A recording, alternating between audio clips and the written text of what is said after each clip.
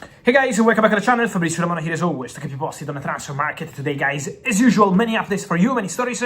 We are here to keep you updated. I remember to you every single day news, updates and stories here on the channel. So stay tuned because we are here always together. Send in your comments, let me know your opinions.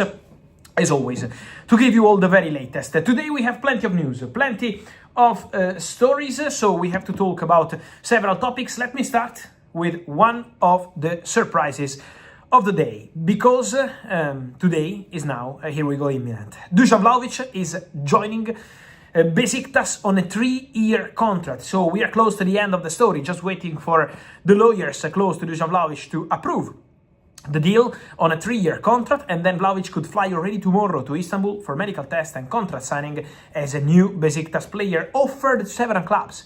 Vlahovic was offered to Premier League top clubs, to Spanish top clubs, to Atletico Madrid, to Barcelona, but they were not convinced, and now Vlahovic is joining Besiktas on a 3-year contract as a free agent after leaving Juventus. So good luck to Dusan Vlahovic, ready for this new chapter. Another story of the evening is Paul Pogba, because Paul Pogba could be available as a free agent in the next days.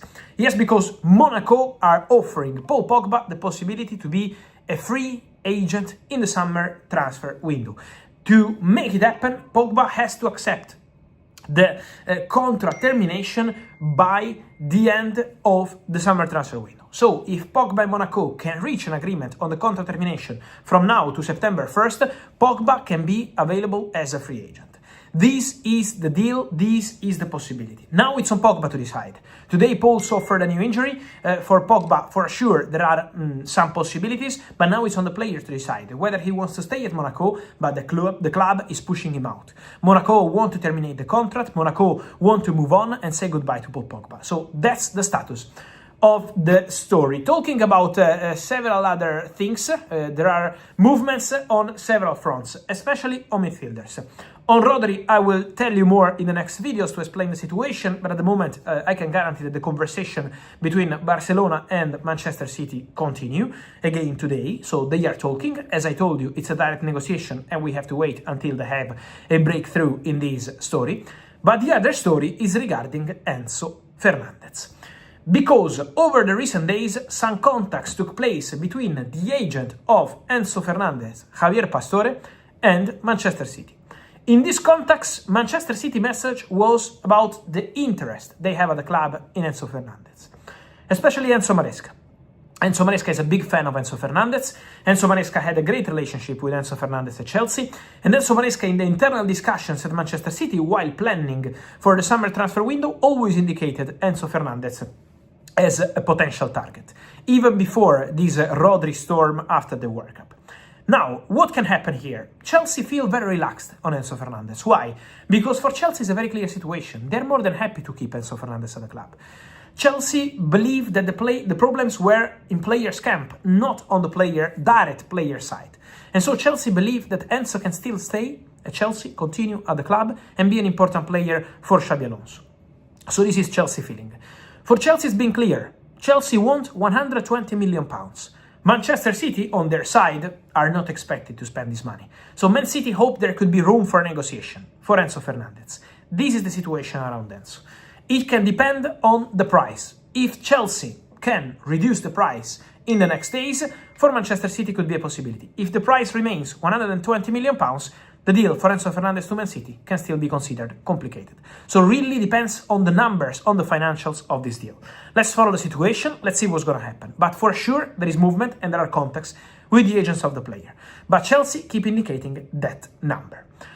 Don't forget, in this saga, also how tense was the situation between Chelsea, Man City, Maresca about the appointment of the manager at Manchester City. Don't underestimate this, because Chelsea want to be happy in terms of transfer fee if this deal has to happen. Then, everything is proceeding also for Ferran Torres to Paris Saint-Germain. Paris Saint-Germain today closed another deal. They sign Suzuki from Parma, 35 million euros, 30 fixed, 5 in add-ons. Everything has been agreed with the goalkeeper. There is a chance he goes on loan to Juventus.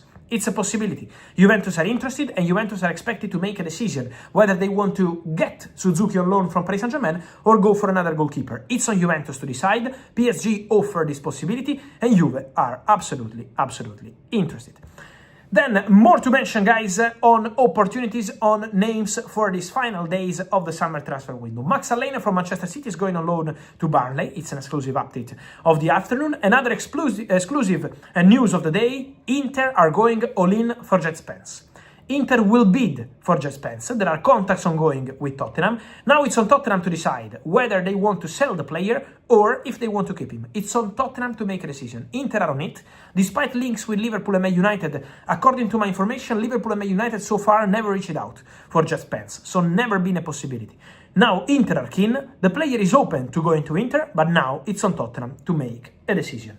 A decision has been made by Iliman Ndiaye over the recent days. Despite a really rich proposal from Al Hilal, Iliman Ndiaye doesn't want to go to Saudi. Iliman Ndiaye wants to continue in Premier League. He's happy at Everton, according to my information, but if a big proposal arrives from Premier League clubs, could still be a possibility. So Premier League is the league where Iliman Ndiaye wants to be. He doesn't want to go to Saudi, despite a really big financial proposal coming from Al Hilal.